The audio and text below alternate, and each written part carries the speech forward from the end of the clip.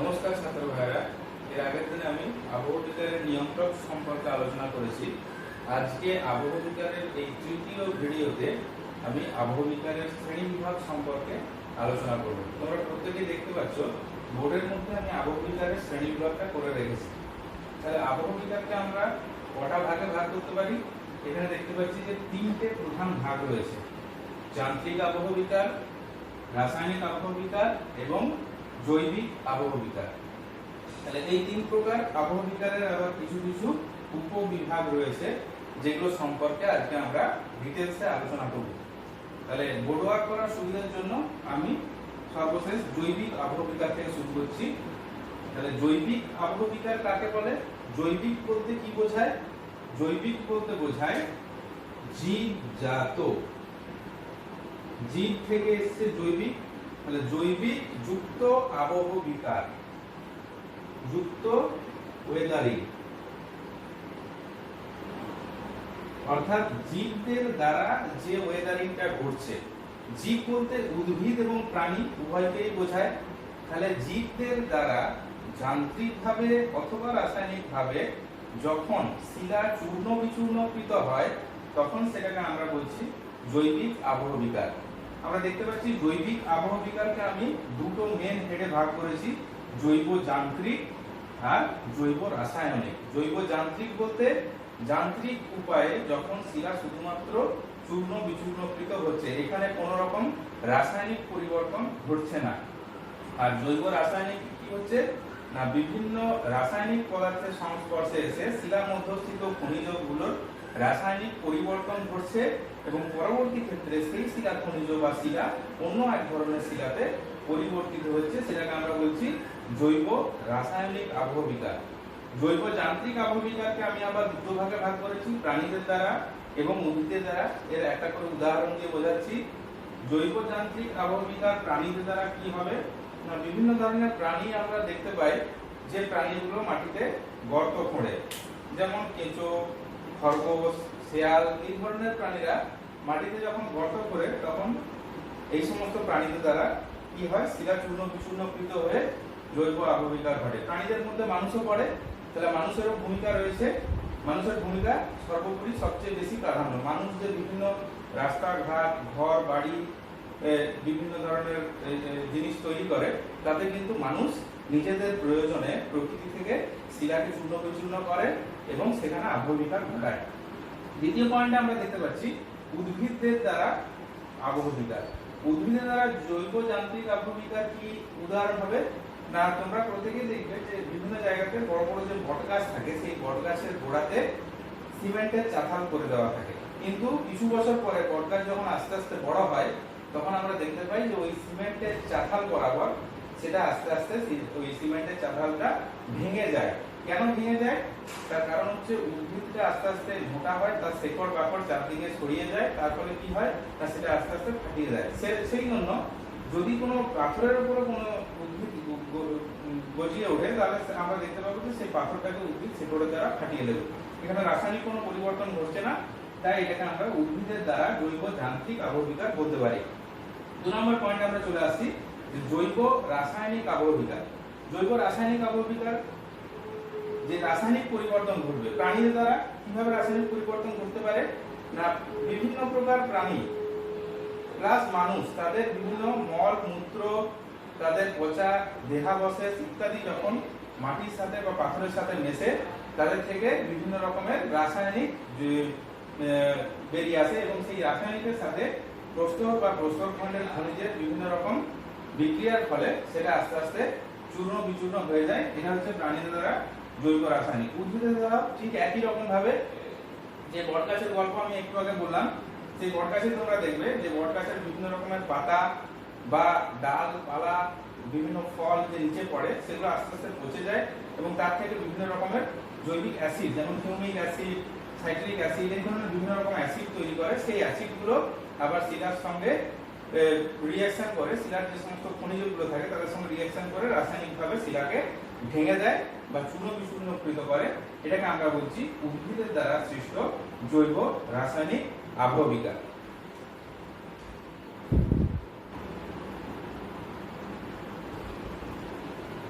এরপর আমরা আলোচনা করব রাসায়নিক আবহবিজ্ঞান নিয়ে। রাসায়নিক আবহবিজ্ঞান আমরা কি জানি, শিলার মধ্যে কি থাকে, শিলা যদি আমরা ভাঙি আমরা জানি শিলা বিভিন্ন রকমের খনিজের সমন্বয়ে গঠিত। খনিজ বা মিনারেলস, এই শিলার মধ্যে যে খনিজ বা মিনারেলস থাকে সেই খনিজ বা মিনারেলস কি হচ্ছে রাসায়নিক ভাবে বিভিন্ন জিনিসের সঙ্গে বিক্রিয়া করে সেই শিলাকে যখন চূর্ণ বিচূর্ণকৃত করে সম্পূর্ণ এক নতুন ধরনের শিলা বা নতুন ধরনের পদার্থে উৎপন্ন করে, পদার্থে রূপান্তরিত হয়, তখন সেটাকে আমরা বলছি রাসায়নিক আবহবিজ্ঞান। তাহলে এখানে রাসায়নিক আবহবিজ্ঞানের ভাগগুলো আমরা দেখেছি, কি কি ভাগ রয়েছে। প্রথমে জারণ বা অক্সিডেশন, অঙ্গার যোজন কার্বনেশন, জল যোজন হাইড্রেশন, আদ্র বিশ্লেষণ হাইড্রোলিসিস এবং দ্রবণ বা সলিউশন। তাহলে এখানে আমরা মেন জিনিস দেখতে পাচ্ছি শিলা খনিজ, এবং খনিজের সাথে কে থাকছে না জারণ প্রক্রিয়া হচ্ছে। জারণ প্রক্রিয়া কার সাথে হচ্ছে না O2, জারণ বা অক্সিডেশনে O2 এর সাথে রিঅ্যাকশন ঘটছে কার না খনিজের। তাহলে O2 এর সাথে শিলার মধ্যস্থিত খনিজের রিঅ্যাকশন ঘটে, সেখান থেকে সম্পূর্ণ এক নতুন ধরনের খনিজ বা শিলার উৎপত্তি ঘটছে, সেটাকে আমরা বলছি জারণ বা অক্সিডেশন। তাহলে জারণ বা অক্সিডেশনে কি ঘটছে, এখানে আমরা একটা উদাহরণ দিয়ে দেখেছি যে 4FeO + 3H2O + O2 = 2Fe2O3 + 3H2O। অর্থাৎ ফেরাস অক্সাইড জলের সাথে, জলের মধ্যে যে অক্সিজেন, জল এবং বাতাসের মধ্যে যে অক্সিজেন থাকে সেই অক্সিজেনের সাহায্যে পরিবর্তিত হয়ে সম্পূর্ণ এক নতুন যৌগ শোধক ফেরিক অক্সাইড বা মরিচাতে পরিণত হয়। এটা হচ্ছে জারণ বা অক্সিডেশনের একটা উদাহরণ, এক্ষেত্রে O2। নেক্সট সেকেন্ড পয়েন্টে আমরা চলে আসছি অঙ্গার যোজন বা কার্বনেশন। কার্বনেশন প্রক্রিয়াতে কি হবে, সেম একই জিনিস, কার সাথে বিক্রিয়া করবে, শিলা মধ্যস্থিত খনিজের সাথে। কে বিক্রিয়া করবে না কার্বন ডাই অক্সাইড। বাতাসের মধ্যে যে কার্বন ডাই অক্সাইড থাকে সেই কার্বন ডাই অক্সাইড শিলা মধ্যস্থিত খনিজের সাথে বিক্রিয়া করবে এবং বিক্রিয়ার পরে সম্পূর্ণ এক নতুন বৈশিষ্ট্য বিশিষ্ট এক ধরনের পদার্থ বা শিলার সৃষ্টি করবে। যেমন এখানে আমরা একটা এক্সাম্পল দিয়ে দেখিয়েছি যে জলের সাথে, অর্থাৎ অ্যাটমসফিয়ারে যে জল থাকে তার সাথে অ্যাটমসফিয়ারের যে কার্বন ডাই অক্সাইড সেটি বিক্রিয়া করে এবং বিক্রিয়া করে H2O + CO2 H2CO3 বা কার্বনিক অ্যাসিড উৎপন্ন করে। এই কার্বনিক অ্যাসিড আমরা দেখতে পাচ্ছি যে ক্যালসিয়াম কার্বনেটের সাথে বিক্রিয়া করে ক্যালসিয়াম কার্বনেটকে ভেঙে দেয় ক্যালসিয়াম বাইকার্বনেটে। ক্যালসিয়াম কার্বনেট বলতে এখানে আমরা কাস্ট ভূমিরূপের কথা বলছি, অর্থাৎ চুনাপাথরযুক্ত অঞ্চলের ভূমিরূপের কথা বলছি। চুনাপাথরযুক্ত অঞ্চলে এই H2CO3 বা কার্বনিক অ্যাসিড এই চুনাপাথরের সঙ্গে বিক্রিয়া করে, অর্থাৎ CaCO3 এর সঙ্গে বিক্রিয়া করে এবং তাকে ভেঙে দেয়। তার জন্য আমরা দেখতে পাবো যে চুনাপাথরযুক্ত অঞ্চলে বিভিন্ন ধরনের ভূমিরূপ দেখতে পাই। এই ভূমিরূপগুলো কিসের ফলে সৃষ্টি হয় না এই অঙ্গার যোজন বা কার্বনেশনের ফলে। এর একটা প্রকৃষ্ট উদাহরণ আমাদের ভারতবর্ষে রয়েছে। যদি কেউ ভাইজ্যাক বেড়াতে গিয়ে থাকো, ভাইজ্যাক বেড়াতে গেলে আমরা সাইড সিনে বোরা কেভস গিয়ে থাকি। বোরা কেভস হচ্ছে একটা প্রকৃষ্ট উদাহরণ অঙ্গার যোজনের। বোরা কেভসটা পুরোটাই চুনাপাথরযুক্ত অঞ্চলের মধ্যে অবস্থিত এবং এখানে বৃষ্টির জলের সাথে কার্বন ডাই অক্সাইড মিশে কার্বনিক অ্যাসিড তৈরি করে এবং তার ফলে এই চুনাপাথরের স্তম্ভ, চুনাপাথরের গুহা, এই ধরনের বিভিন্ন রকমের ভূমিরূপ আমরা দেখতে পাই। এরপর আমরা চলে আসি থার্ড পয়েন্টে। থার্ড পয়েন্টে আমরা কি দেখতে পাচ্ছি, জল যোজন বা হাইড্রেশন। জল যোজনে কি হচ্ছে না শিলা মধ্যস্থিত খনিজ এটা ফিক্স থাকছে, তার সাথে যুক্ত হচ্ছে কে না H2O বা জল। অর্থাৎ শিলা মধ্যস্থিত খনিজের সাথে ডাইরেক্ট যুক্ত হচ্ছে জল এবং জল যুক্ত হওয়ার ফলে সম্পূর্ণ এক নতুন ধরনের খনিজের তৈরি হচ্ছে। এটার উদাহরণটা আমরা দেখে নিই। এখানে কি বলেছে যে 2Fe2O3 + 3H2O = 2Fe2O3 3H2O। অর্থাৎ হেমাটাইট এবং লিমোনাইট জাতীয় যে সমস্ত জিনিসগুলো রয়েছে সেটার সঙ্গে বিক্রিয়া করছে এবং বিক্রিয়ার ফলে এক নতুন ধরনের জিনিসের তৈরি হচ্ছে, সেটাকে জল যোজনের উদাহরণ। জল যোজন 3 নাম্বার হচ্ছে আর্দ্র বিশ্লেষণ বা হাইড্রোলিসিস। আর্দ্র বিশ্লেষণে কি হচ্ছে অর্থাৎ আর্দ্রতা। অর্থাৎ জল যোজন এবং আর্দ্র বিশ্লেষণের মধ্যে প্রধান যেটা পার্থক্য সেটা হচ্ছে জল যোজনে ডাইরেক্ট জলের সঙ্গে খনিজের বিক্রিয়া হচ্ছে কিন্তু আর্দ্র বিশ্লেষণে কি হচ্ছে, জল মানে আমরা কি জানি, জল মানে হচ্ছে H2O।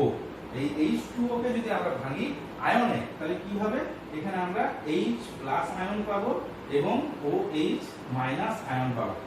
এই H প্লাস আয়ন বা ক্যাটায়ন এবং OH মাইনাস আয়ন, জল যখন এরকম H প্লাস এবং OH মাইনাস আয়নে ভেঙে যাচ্ছে এবং তারপরে সেটা যখন বিক্রিয়া করছে, তখন তারপরে যে নতুন যৌগের সৃষ্টি হচ্ছে সেটাকে আমরা বলছি আর্দ্র বিশ্লেষণ বা হাইড্রোলিসিস।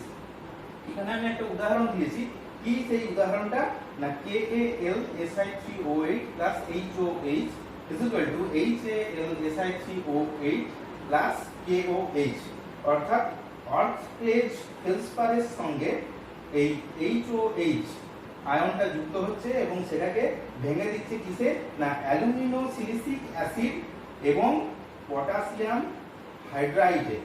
তার ফলে একটা নতুন যৌগ তৈরি হচ্ছে। এটা আর্দ্র বিশ্লেষণের উদাহরণ।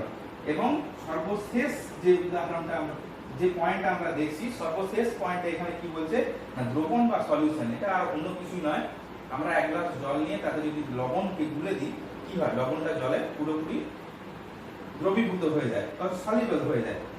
ঠিক সেরকম ভাবে আমরা দেখতে পাচ্ছি যে জলে সম্পূর্ণভাবে দ্রবীভূত হয় এরকমও কিছু কিছু খনিজ শিলার মধ্যে থাকে।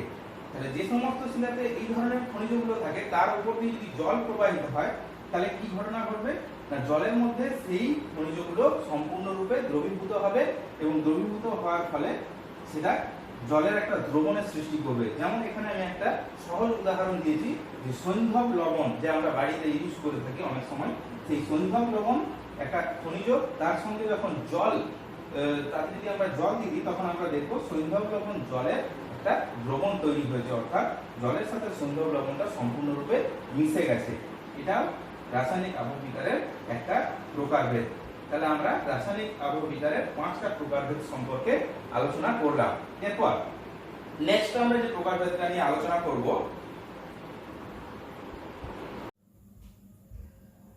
এরপর আমরা আলোচনা করব আবহবিকারের শ্রেণী বিভাগের। আমি যে আবহবিকারটা সম্পর্কে সর্বশেষ আলোচনা করছি সেটা হচ্ছে যান্ত্রিক আবহবিকার।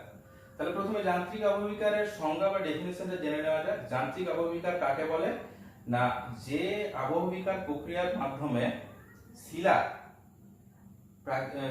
বাহ্যিকভাবে পরিবর্তিত হয়, যার আভ্যন্তরীণ বা রাসায়নিকভাবে কোনো রকম পরিবর্তন ঘটে না, বা পরিবর্তন ঘটে নতুন কোনো যৌগের সৃষ্টি হয় না, শিলাটা জাস্ট ভেঙে যায়, সেটাকে আমরা বলছি যান্ত্রিক আবহবিকার। তাহলে যান্ত্রিক আবহবিকারের ভাগগুলোকে আমি 4টে প্রধান ভাগে ভাগ করেছি। কি কি? উষ্ণতার জন্য, কেলাস ভবনের জন্য, চাপ হ্রাসের জন্য, জল বা আর্দ্রতা জনিত কারণে।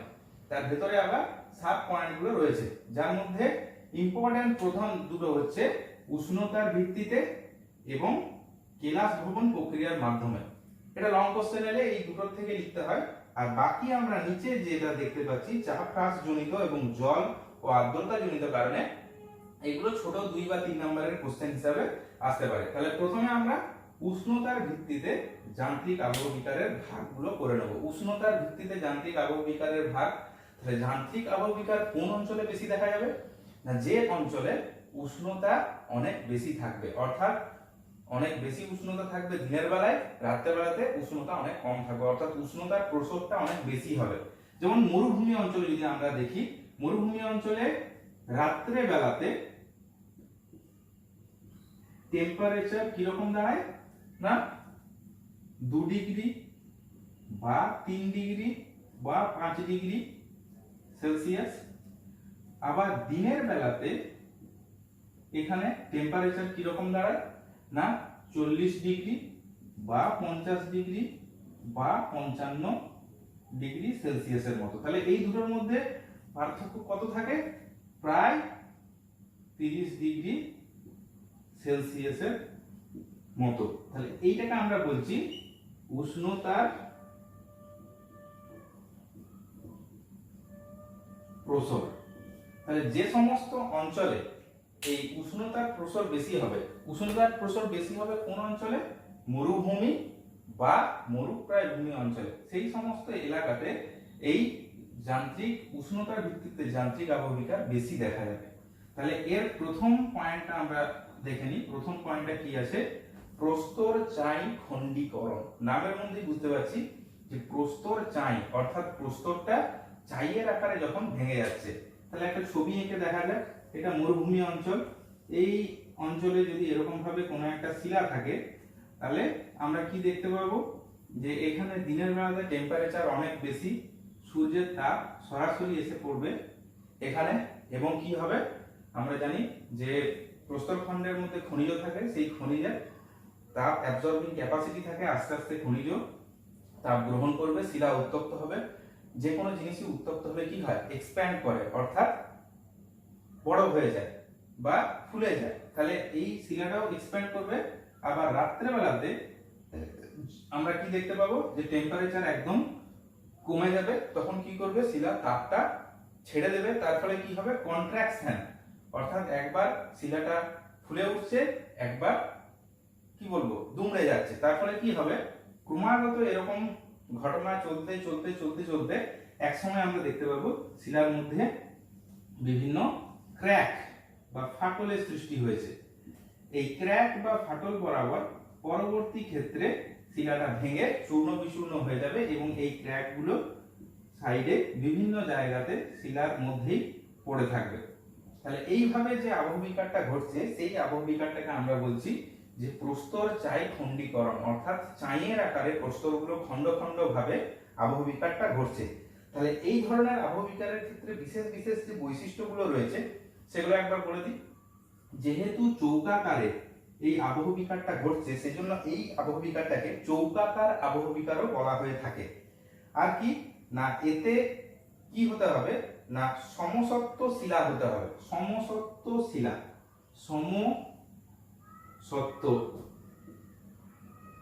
শিলা। সমসত্ব শিলা কাকে বলে, যে সমস্ত শিলা একই ধরনের খনিজ দ্বারা গঠিত হয়, সেই সমস্ত শিলাকে সমসত্ব শিলা বলবো। শিলাটা কি হতে হবে, বৃহৎ আকারের হতে হবে, খুব বড় শিলা থাকতে হবে।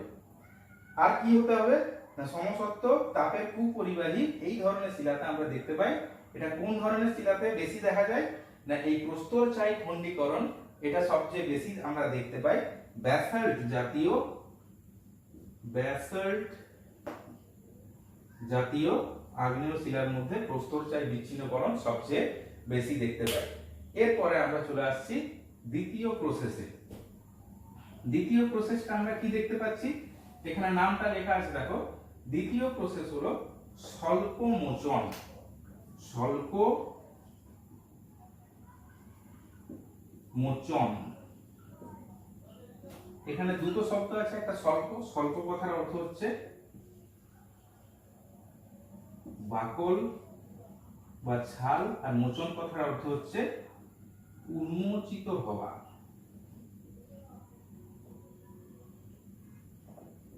বা খসে পড়া।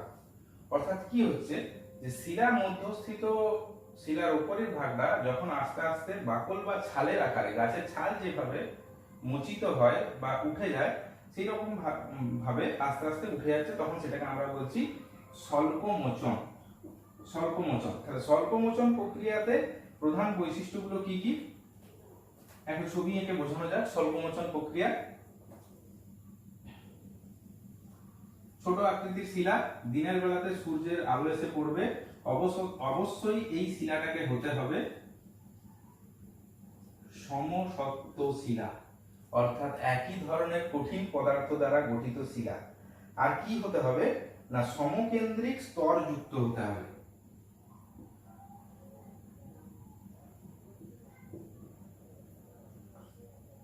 সমকেন্দ্রিক স্তর, সমকেন্দ্রিক স্তরযুক্ত সমসত্ব শিলাতে এই ঘটনাটা ঘটে। দিনের বেলাতে আমরা দেখতে পাবো শিলার উপরিভাগটা গরম হবে, এক্সপ্যান্ড করবে। রাতের বেলাতে কি হবে, আবার কন্ট্রাকশন হবে, অর্থাৎ সংকুচিত হবে। তাহলে দিনের বেলাতে প্রসারণ, রাতের বেলাতে সংকোচন। তার ফলে আমরা দেখতে পাবো একটা চাপের ঢালের সৃষ্টি হবে। কি হবে, বাইরের দিকটা বেশি গরম হবে, ভেতরের দিকটা কম। তাহলে এই রকম ভাবে শিলার উপরের ভাগটা খোসার আকারে ছেড়ে সাইডে এরকম ভাবে ছোট ছোট নুড়ি বা বালি আকারে পড়ে থাকবে। এটাকে আমরা বলছি স্বল্প মোচন, অর্থাৎ স্বল্পটা মোচিত হচ্ছে। আমরা পেঁয়াজ কাটলে যেরকম বিভিন্ন রকমের স্তর দেখতে পাই, এটার মধ্যে ওই পেঁয়াজের খোসার মতো যেহেতু ছেড়ে যায়, সেই জন্য এটাকে অনেক সময় অনিয়ন ওয়েদারিংও বলা হয়ে থাকে। তাহলে সমসত্ব শিলাতে অনিয়ন ওয়েদারিং, এটা কোন প্রকার শিলাতে দেখা যাচ্ছে না গ্রানাইট ও নিস। গ্রানাইট ও নিস শিলাতে আমরা দেখতে পাচ্ছি স্বল্প মোচনটা সবচেয়ে বেশি পরিমাণে ঘটে থাকছে। এরপর আমরা তৃতীয়তে চলে যাচ্ছি। তৃতীয় ক্ষেত্রে বৈশিষ্ট্যগুলো আমরা দেখে নিচ্ছি। ক্ষুদ্র কণা বিস্ফোরণ। তাহলে ক্ষুদ্র কণা বিস্ফোরণ, তাহলে ক্ষুদ্র কণা বিস্ফোরণ অর্থাৎ পাথরটা ভেঙে ছোট ছোট পাথরে পরিণত হচ্ছে ক্ষুদ্র কণা। তাহলে এটার ক্ষেত্রে বৈশিষ্ট্য কি হবে, শিলাটাকে হতে হবে বিষমসত্ত্ব প্রকৃতির। বিষমসত্ত্ব বা অসমসত্ত্ব প্রকৃতির। তাহলে যে সমস্ত শিলা অসমসত্ত্ব প্রকৃতির, তার মধ্যে কি হচ্ছে বিভিন্ন প্রকার খনিজ থাকছে। এর আগের গুলোতে আমরা দেখেছিলাম একই প্রকার খনিজ, এটাতে বিভিন্ন প্রকার খনিজ থাকছে। তার ফলে কি হচ্ছে বিভিন্ন খনিজের তাপ গ্রহণ করার ক্যাপাসিটি আলাদা, তাপ বর্জন করার ক্যাপাসিটি আলাদা। তাহলে মরুভূমি অঞ্চলে এরকম যদি কোনো একটা বিষমসত্ত্ব বা অসমসত্ত্ব শিলা থাকে, তার মধ্যে যে বিভিন্ন প্রকার যে খনিজগুলো থাকবে, এই আমি বিভিন্ন কালার দিয়ে দেখাচ্ছি। বিভিন্ন কালারটা হচ্ছে বিভিন্ন প্রকারের খনিজ। এই বিভিন্ন প্রকার খনিজের তাপ গ্রহণ এবং বর্জন করার ক্ষমতাটা বিভিন্ন হবে। তার ফলে কি হবে, সংকোচন প্রসারণের ফলে অনেক সময় আমরা দেখতে পাবো যে বিভিন্ন ধরনের চাপ এবং সংকোচন এবং প্রসারণ, তার ফলে শিলাটা কিছুদিন পর বাস্ট করে যাবে, অর্থাৎ ফেটে ছোট ছোট নুড়ি বা বালি কণাতে পরিণত হয়ে আশেপাশের অঞ্চলে পড়ে থাকবে। এই জন্যই আমরা মরুভূমি অঞ্চলে মাঝে মধ্যে বিকেলের দিকে গুলি ছোড়ার মতো আওয়াজ শুনতে পাই। এই গুলি ছোড়ার আওয়াজটাই হচ্ছে অ্যাকচুয়ালি ক্ষুদ্র কণা বিস্ফোরণের ফলে শিলা ফেটে যাওয়ার যে আওয়াজ, সেই আওয়াজটাকেই আমরা শুনতে পাই। তাহলে এতে এর আরেকটা কি রয়েছে, কোন ধরনের শিলাতে এটা বেশি দেখা যায় না, এটা বেশি দেখা যায় গ্রানাইট ও বেলে পাথরে। যেহেতু এগুলো কি না অসমসত্ত্ব বা বিষমসত্ত্ব প্রকৃতির, অর্থাৎ বিভিন্ন খনিজের সমন্বয়ে গঠিত হয়। তাহলে উষ্ণতার ভিত্তিতে আমরা শ্রেণী বিভাগটা কমপ্লিট করলাম। এরপরে নেক্সট যে শ্রেণী বিভাগটা হচ্ছে সেটা হচ্ছে কেলাসী ভবন প্রক্রিয়া। কেলাসী ভবন প্রক্রিয়া অর্থাৎ কেলাস গঠন করছে। কে কেলাস গঠন করছে, কেলাস মানে হচ্ছে ক্রিস্টাল গঠন করছে। কে ক্রিস্টাল গঠন করছে, জলও হতে পারে বা লবণ হতে পারে। আমরা জানি যে জল যখন জমে বরফে পরিণত হয় তখন সেটা ক্রিস্টালাইজ ফর্মে থাকে। এমনিতে জল যখন জমে যাচ্ছে তখন সেটা ক্রিস্টালাইজ ফর্ম অর্থাৎ কেলাসিত হয়ে যাচ্ছে। তাহলে এর দুটো ভাগ রয়েছে, একটা হচ্ছে তুহিন খণ্ডীকরণ, একটা হচ্ছে লবণ কেলাস প্রক্রিয়া। তাহলে তুহিন খণ্ডীকরণ কি, আমরা যদি উচ্চ পার্বত্য অঞ্চলে যাই তাহলে দেখব যে পাহাড়ের মধ্যে অনেক সময় অনেক ফাঁক বা গ্যাপ থাকে। দিনের বেলাতে পাহাড়ের টেম্পারেচার কিছুটা বেশি থাকে, তার ফলে বরফ গলে জলে পরিণত হয়, বা পাহাড়ি অঞ্চলে এমনিতেই বৃষ্টিপাত বা প্রিসিপিটেশন পরিমাণটা বেশি, তখন এখানে এই ফাটলের মধ্যে জলটা সঞ্চিত হয়। আবার রাত্রেবেলাতে যখন টেম্পারেচার কমে যায় তখন কি হয়, বিলো ফ্রিজিং পয়েন্টে চলে যায়, তখন এই জলটা আস্তে আস্তে বরফে পরিণত হয়। প্রথমে উপরের দিকের অংশটা বরফে পরিণত হয়, তার পরবর্তী ক্ষেত্রে নিচের অংশটা বরফে পরিণত হয়। তাহলে আমরা জানি জল যখন বরফ হচ্ছে তখন সেটা 9% ইনক্রিজ করছে বা বেড়ে যাচ্ছে। তার ফলে কি হচ্ছে, এই বরফটা নিচের দিকে দুই সাইডের দিকে প্রচুর পরিমাণে চাপ সৃষ্টি করছে। চাপের ফলে কি হচ্ছে, আমরা দেখতে পাচ্ছি যে আস্তে আস্তে এই শিলাখণ্ড থেকে এই শিলাখণ্ডটা আলাদা হয়ে নিচে পড়ে থাকছে। এর ফলে কি হচ্ছে না, শিলাটা ভেঙে যাচ্ছে, মানে এখানে আবহবিকার ঘটছে। তাহলে এটাকেই আমরা বলছি যে তুহিন খণ্ডীকরণ বা তুহিন বা বরফের দ্বারা যে ঘটনাটা ঘটছে। এখানে দুটো জিনিস উল্লেখযোগ্য জিনিস আমাদের মনে রাখতে হবে, শর্ট কোশ্চেনের জন্য এসে থাকে। সেই দুটো জিনিস কি কি না, একটা হচ্ছে স্ক্রি বা টেলাস, স্ক্রি ও টেলাস, এবং আরেকটা জিনিস হচ্ছে ফেলসেনমার্ক ও ব্লকসফেল্ড। ও বলতে পারি বা বলতে পারি।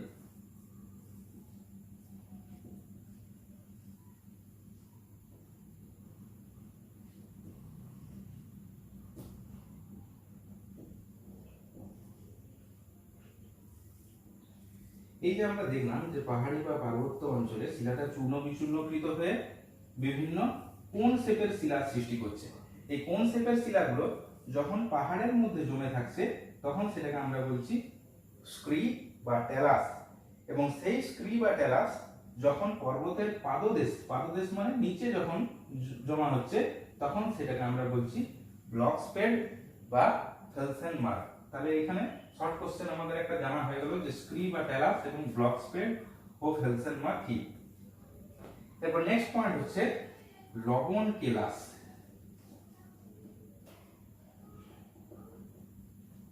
লবণ কেলাস প্রক্রিয়াটা আমরা সাধারণত সমুদ্র তীরবর্তী অঞ্চলে দেখতে পাই। সমুদ্রের জলে প্রচুর পরিমাণে লবণ থাকে এবং সেই সমুদ্রের জল যখন তটের অনেক ভেতর পর্যন্ত চলে আসে এবং শিলার মধ্যে যায় তখন শিলার ছোট ছোট ক্ষুদ্র কণার মধ্যে সেটা প্রবেশ করে। পরবর্তী ক্ষেত্রে বাষ্পীভবনের মাধ্যমে জলটা বাষ্পীভূত হয়ে যায়, কিন্তু ওই শিলার যে ছোট ছোট ছিদ্রগুলো থাকে তার মধ্যে লবণগুলো জমতে থাকে এবং কেলাস আকারে জমতে থাকে। পরবর্তী ক্ষেত্রে সেটা শিলাটাকে চূর্ণ বিচূর্ণ করে ছোট ছোট খণ্ডে পরিণত করে। এটাকে বলা হচ্ছে লবণ কেলাস প্রক্রিয়া।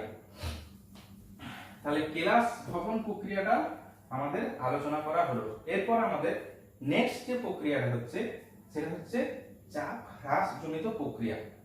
চাপ হ্রাস, তোমার যদি কেউ চেপে থাকে হঠাৎ করে যদি সেই চাপটা সরে যায় তাহলে কি হবে, তোমার রিল্যাক্স লাগবে, তুমি আবার আগের অবস্থানে ফিরে আসতে চাইবে। ঠিক সেরকম ভাবেই আমরা দেখছি যে কোনো একটা শিলাখণ্ড তার উপরে যদি আরেকটা কোনো শিলাখণ্ড ভারী শিলাখণ্ড থাকে তাহলে সেই ভারী শিলাখণ্ডটা কি হবে, নিচের যে এই শিলাখণ্ডটা রয়েছে সেই শিলাখণ্ডটার উপরে ক্রমাগত প্রেসার দেবে।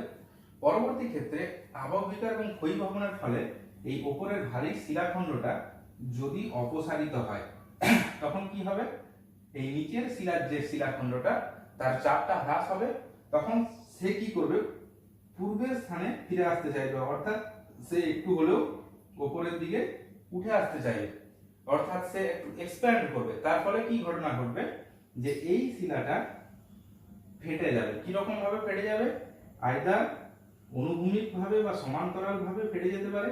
সমান্তরাল ভাবে যদি ফেটে যায় তখন সেটাকে আমরা বলবো সিটিং।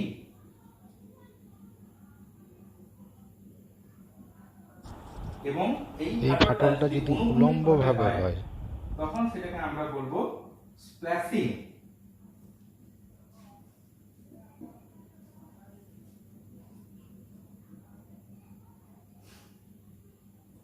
তখন সেটাকে আমরা বলবো স্প্ল্যাশিং। তাহলে স্প্ল্যাশিং এবং সিটিং এই দুটো শর্ট কোশ্চেনের জন্য ইম্পর্টেন্ট কোশ্চেন।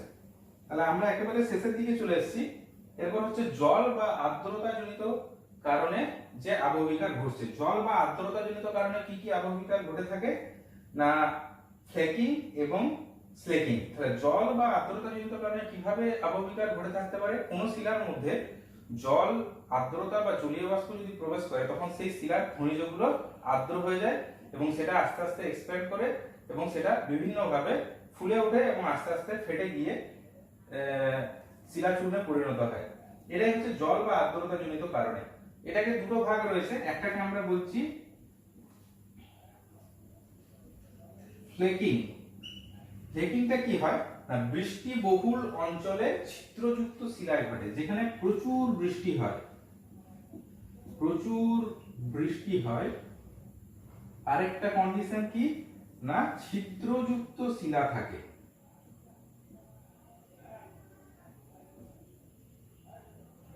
তাহলে ছিদ্রযুক্ত শিলাতে বৃষ্টির জল চুইয়ে চুইয়ে প্রবেশ করে এবং সেই শিলাটা যখন পুরোপুরিভাবে সম্পৃক্ত হয়ে যায়, সে যখন আর জল গ্রহণ করতে পারে না, তখন সেটা ভেঙে সাইডে সাইডে ছোট ছোট শিলাখণ্ডে পরিণত হয়। এটাকে আমরা বলছি ফ্লেকিং। আরেকটা হচ্ছে ফ্লেকিং এর মতোই, সেটাকে আমরা বলছি স্লেকিং। দন্তস্বর লয় একার, স্লেকিং। স্লেকিং আমরা কোনটাকে বলবো না, পাললিক শিলাতে যখন জলীয় বাষ্পটা ঢুকছে, কি প্রকার শিলাতে না, পাললিক শিলাতে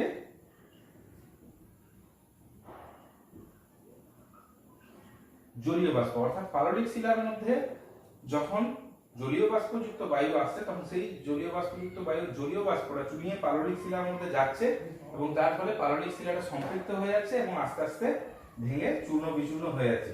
তাই এই যে আবহবিকার প্রক্রিয়াগুলো, এগুলো তো কোনোটাতেই রাসায়নিক পরিবর্তন ঘটছে না, যার জন্য এগুলোকে আমরা যান্ত্রিক আবহবিকার বলে থাকছি।